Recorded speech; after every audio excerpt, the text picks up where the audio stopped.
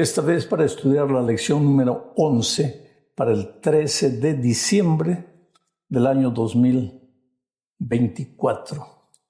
El título de la lección es El Padre, el Hijo y el Espíritu Santo. Y el propósito de la lección es mostrar no lo que Juan dijo, sino lo que el propio Señor Jesucristo dijo acerca del Padre, del Hijo, que era Él, y del Espíritu Santo, las tres personas que forman un solo Dios. Este tema del Padre, el Hijo y el Espíritu Santo confunde a mucha gente. En primer lugar, porque mucha gente piensa que los cristianos cuando hablan de Padre, Hijo y Espíritu Santo están hablando de tres dioses. No, hay un solo Dios, pero ese Dios está formado por tres personas, el Padre, el Hijo y el Espíritu Santo. Y aquí ya vienen las complicaciones, porque si es uno, no pueden ser tres. Y si son tres, no puede ser uno. Entonces, ¿cómo explicamos esto? Es que no tiene explicación. Dios es como todo el agua del mar y nuestra cabecita es como un vaso. ¿Cómo vas a hacer caber todo el agua del mar en un vaso? Pues nuestra mente humana no es capaz de entender a Dios. Spurgeon, un grande predicador del pasado, decía: muéstrame una lombriz que pueda entender al hombre y yo te mostraré un hombre que pueda entender a Dios. Es imposible. Pero te voy a hacer una ilustración solo para que trates de encontrar más luz a este asunto. Y yo en este momento estoy hablando contigo, soy el pastor. Dentro de un momento me llama mi esposa, para ella yo soy el esposo. Después me llama mi hijo, para él yo soy el padre. Pero yo soy el único. El pastor, el esposo, el padre, yo soy el único. Así es con Dios. Él es el Padre, es el Hijo y el Espíritu Santo, pero es un único Dios. Bueno, vamos a ver lo que Jesús dijo acerca de este asunto. Leo Juan 10, 29 al 32. Yo les doy vida eterna y no perecerán jamás, ni nadie las arrebatará de mi mano. Jesús le está diciendo esto en oración a su Padre. Yo les doy vida eterna. ¿A quién? A los seres humanos, a las ovejas. Ellos no perecerán jamás, ni nadie las arrebatará de mi mano. Mi Padre que me las dio, ¿quién está orando? Jesús. Él dice, mi Padre que me las dio, ¿a quién les dio? A las ovejas. Mi Padre que me las dio es mayor que todos y nadie las puede arrebatar de la mano de mi Padre. Es decir, nadie puede arrebatar a las ovejas de la mano del Padre. Yo y el Padre uno somos. Entonces los judíos volvieron a tomar piedras para apedrearle. Jesús les respondió, muchas buenas obras os he mostrado de mi Padre. ¿Por cuál de ellas me apedreáis? Le respondieron los judíos diciendo, por buena obra no te apedreamos, sino por la blasfemia, porque tú, siendo hombre, te haces Dios. Pues los judíos no entendían, y hay mucha gente que no entiende hoy. Yo conozco cristianos sinceros, que creen que el Espíritu Santo es una fuerza, es una energía, o que es un ángel, o que es el propio Señor Jesucristo hablando de Él, en fin. Pero no creen que el Espíritu Santo es una persona. Así como los judíos en el tiempo de Cristo no creían que el Padre y el Hijo eran una sola persona. Porque Jesús es claro al decir aquí, yo tengo ovejas, mi Padre me las dio, yo les doy vida eterna a las ovejas. ¿Cómo le da vida eterna? Si Jesús no es Dios, ¿cómo puede darle vida eterna a las ovejas? Mi Padre me las dio. Nadie arrebatará las ovejas de las manos de mi Padre, porque tampoco las puede arrebatar de mis manos, porque el Padre y yo somos uno solo, el mismo Dios. Y los judíos quedan bravos y agarran piedras y lo quieren apedrear. Y Jesús le dice, ¿por qué me están apedreando? Porque tú eres un blasfemo, te estás comparando con Dios, tú eres hombre, nosotros te hemos visto nacer, tú creciste en Nazaret, ¿cómo puedes atreverte a decir que eres Dios?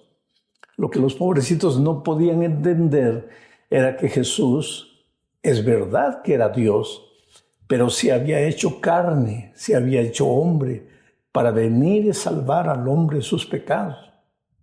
Ellos estaban más preocupados en sacrificar el cordero, pero no entendían que delante de él estaba Jesús, el Cordero de Dios que quita el pecado del mundo. Es que muchas veces cuando nosotros tenemos un concepto que se vuelve ya preconcepto, no queremos abrir el entendimiento para nada. Vamos a la segunda parte de este estudio bajo el subtítulo de Jesús y el Padre. Leamos Juan 1:1 y también el versículo 14. En el principio era el Verbo, y el Verbo era con Dios, y el Verbo era Dios. Y aquel Verbo fue hecho carne, y habitó entre nosotros, y vimos su gloria, gloria como la del unigénito del Padre, lleno de gracia y de verdad. En el principio era el Padre, Dios el Padre. Y el Verbo estaba también en el principio, el Verbo, el Dabar, el Logos, el Hijo de Dios, la palabra de Dios. El Hijo estaba ahí. ¿Y el Espíritu dónde estaba? Si tú lees Génesis 1:2, verás que el Espíritu se movía sobre la faz de la tierra. En el principio, en la creación, estaba el Padre, estaba el Hijo y estaba el Espíritu Santo. Estaban los tres. Pero después dice que ese Verbo, el Hijo, se hizo carne y vino a esta tierra y caminó entre nosotros. Y mientras Jesús andaba en esta tierra, los seres humanos pudimos ver la gloria de Dios. ¿De qué Dios? Del Dios Padre y del Dios Hijo, porque Jesús tenía su propia gloria, porque era Dios, así como el Espíritu Santo. En Apocalipsis 18:1 vemos a un ángel volando, que es el Espíritu Santo, y la tierra toda es iluminada con la gloria de Dios. El Padre refleja la gloria, el Hijo refleja la gloria, el Espíritu Santo refleja la gloria. Los tres. Pero aquí Jesús camina entre los hombres, el Dios hecho carne, porque a Dios no lo podíamos ver. Eso lo vamos a ver un poco más adelante. Pero vimos al Hijo porque se hizo carne. Ahora, el hecho de que Jesús se hizo carne no quiere decir que dejó de ser Dios o que perdió alguno de sus atributos de Dios. Porque Dios es eterno, el Hijo es eterno. ¿Ya? Dios es omnisciente, sabe todo, el Hijo también. Dios es omnipresente, el Hijo también. Solo que ahora que asumió la naturaleza, el cuerpo humano, por respeto al cuerpo humano que asumió, Él no va a usar su omnipresencia, no va a estar presente al mismo tiempo en todos los lugares. Pero ese hecho no quiere decir que Él perdió su omnipresencia. Él es omnipresente porque Él es Dios. Vamos a la tercera parte de este estudio bajo el subtítulo de Conocer al Hijo es conocer al Padre.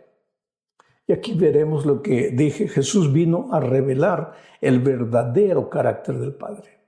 ¿Por qué? Porque una de las cosas que el diablo hizo cuando introdujo el pecado al mundo es que desfiguró delante de los hombres el carácter de Dios. Lo pintó como un Dios tirano, un Dios arbitrario, un Dios injusto, un Dios cruel. Para muchos de nosotros, Dios está en el trono, sentado, con una vara en la mano, con rostro severo, serio, mirando a la tierra. A ver, ¿dónde encuentro al hijo desobediente que se porta mal? Y cuando encuentra un hijo desobediente, ¡pah!, lo castiga. Por lo menos cuando yo era niño, ese era el tipo de Dios que me pintaban, que me describían. Y yo soy uno de los típicos cristianos que nació creciendo en el Dios castigador. El sábado no se puede hacer nada porque Dios nos está vigilando. Cuando quería hacer, era niño, tenía 5, 6, 7 años, pues un niño quería hacer algo y ya inmediatamente los hermanos mayores, no mis hermanos mayores, sino los hermanos mayores de la iglesia, inmediatamente, ¡ay, mira que Dios te está contemplando! Y si por ventura yo corría el sábado y me caía, Dios te está castigando.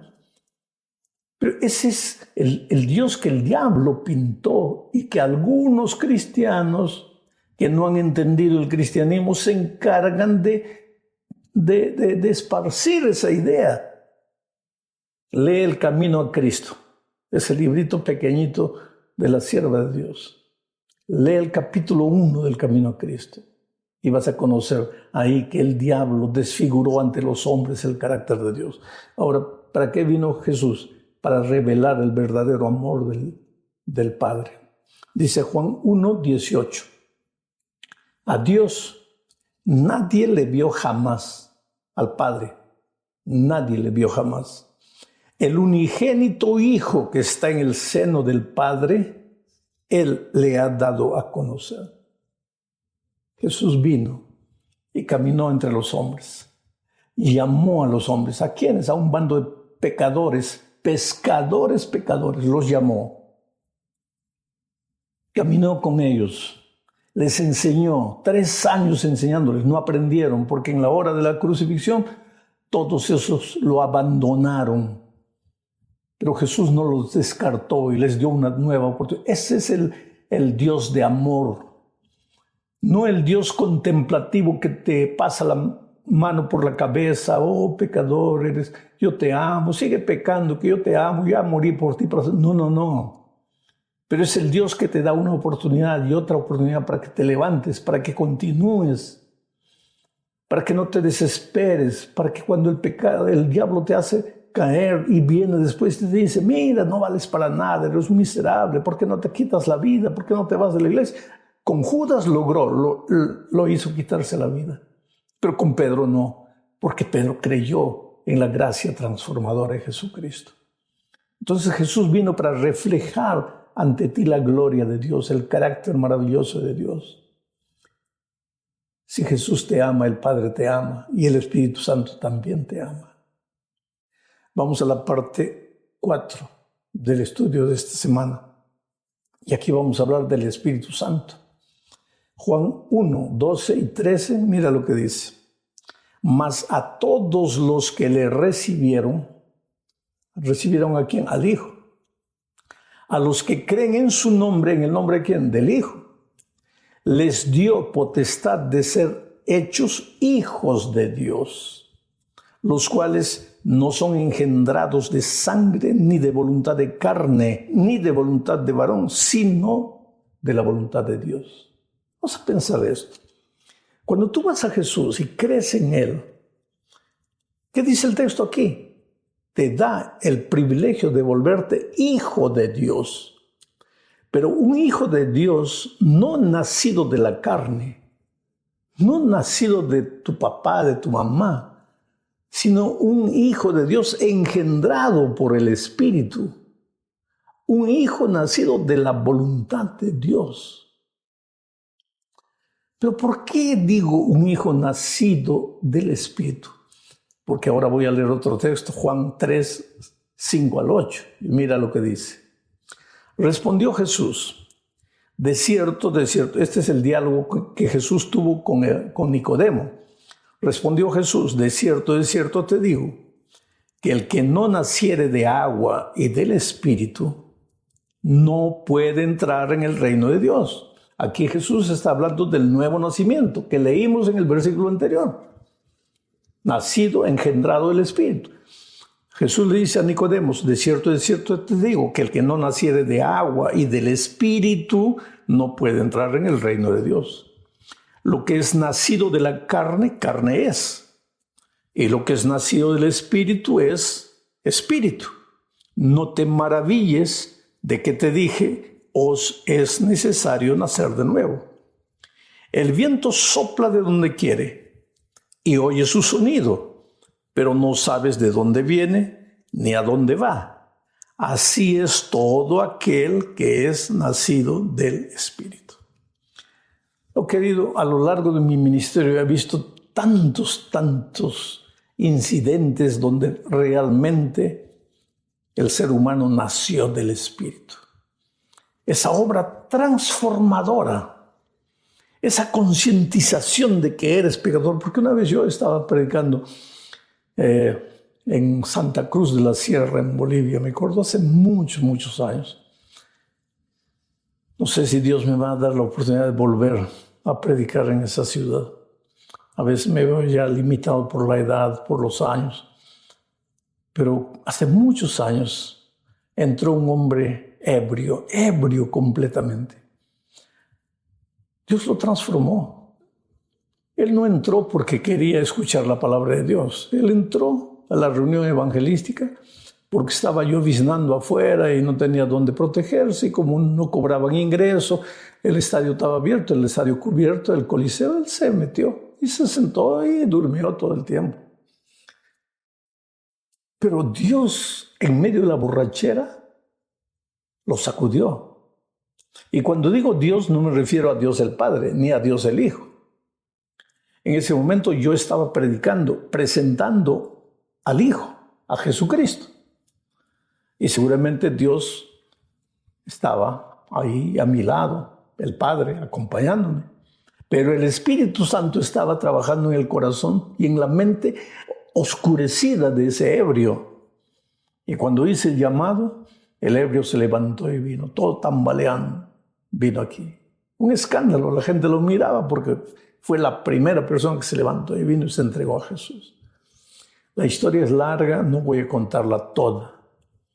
Pero lo que quiero mencionar es las palabras de ese hombre, ya cuando había sido transformado, había sido bautizado, había sido transformada en una nueva criatura.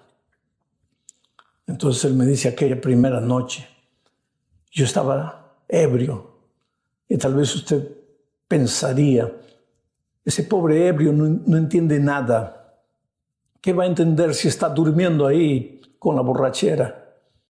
Pero pastor, el Espíritu de Dios me hacía entender todo.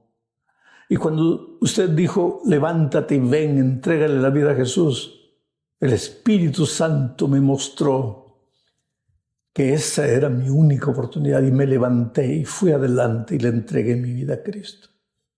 Y esa noche ese hombre fue engendrado del Espíritu, nació a una vida nueva y hoy día se deleita en alabar el nombre de Jesús y en predicar al Señor Jesucristo a la gente que no conoce aún. Ese es el trabajo del Espíritu Santo.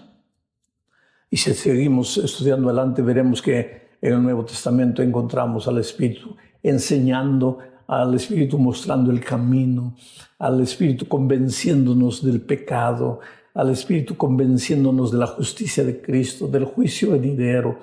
En fin, el Espíritu no es un pedazo de aire que vaga por ahí. El Espíritu Santo es una persona tan divina cuanto el Hijo y cuanto el Espíritu Santo. Vamos a la quinta y última parte de este estudio hablando de la oración de Jesucristo. Eso está en el capítulo 17. Todo el capítulo 17 es la oración intercesora de Cristo en favor de sus discípulos.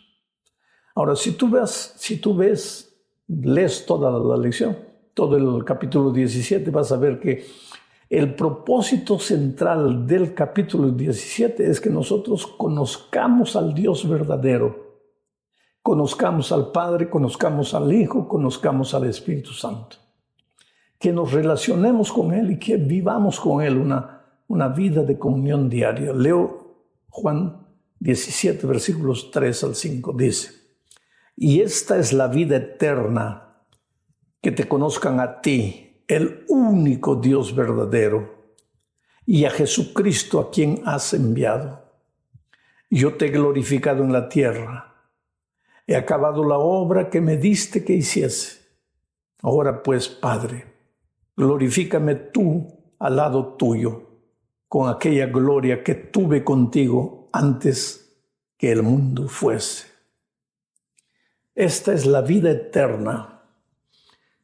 Si vives atormentado pensando que te vas a salvar o no, porque cuando viajo por ahí y en las cartas que recibo siempre hay gente diciendo, pastor, me siento perdido, pastor, estoy perdido, pastor, yo quisiera ir con Jesús al reino de los cielos, yo quisiera vivir con Él eternamente, pero mi vida está tan llena de pecado, no puedo. Pastor, le prometo a Dios tantas veces, no logro cumplir. Yo no valgo para nada. Qué clamor desesperado del ser humano. Y de repente tú que me estás oyendo allá, tal vez más de una vez ya te has preguntado, más de una vez se ha apoderado de tu corazón la ansiedad de que si Cristo viniese en este momento, por ejemplo, ¿estarías listo para ir con Él? No. ¿Por qué no? Porque tú miras a tus obras, tú no miras a Cristo. Pero ahora viene Jesús y te dice, hijo, el secreto de la vida eterna es que conozcas a Dios y que me conozcas a mí y que oigas la voz de mi espíritu. ¿Y cómo se conoce a una persona? Conviviendo con esa persona, caminando con esa persona, andando con esa persona. ¿Y cómo se anda con Jesús? Cuando abres la palabra de Dios todos los días, cuando estudias la Biblia, cuando oras en todo tiempo, haciendo lo que hagas, viviendo por ahí, estás en comunión con Cristo, relacionando todo con Cristo, y cuando traes una persona para Cristo, cuando le hablas a otro del amor de Jesús. Cuando haces eso, estás caminando con Jesús. Y cuando caminas con Jesús, lo conoces. Y cuando conoces a Jesús, conoces la vida eterna. Entonces, ¿por qué te preocupas? Camina con Jesús. Sí, pero pastor, ¿y si me resbalo? Pues te levantas y sigues caminando con Él. Y si me caigo 2 o 3 veces, pues te levantas. Vuelvo a repetir, nadie se va a perder porque una vez cayó. Si alguien se pierde es porque habiendo caído no quiso levantarse más. Ve a Jesús, Él te ama mucho. A veces tú puedes perder la esperanza en ti mismo, pero Jesús jamás pierde la esperanza en ti. Un abrazo, muchas bendiciones en esta nueva semana de trabajo, de lucha. Enfrenta las dificultades con alegría, con fe en tu corazón. Dios te bendiga ricamente.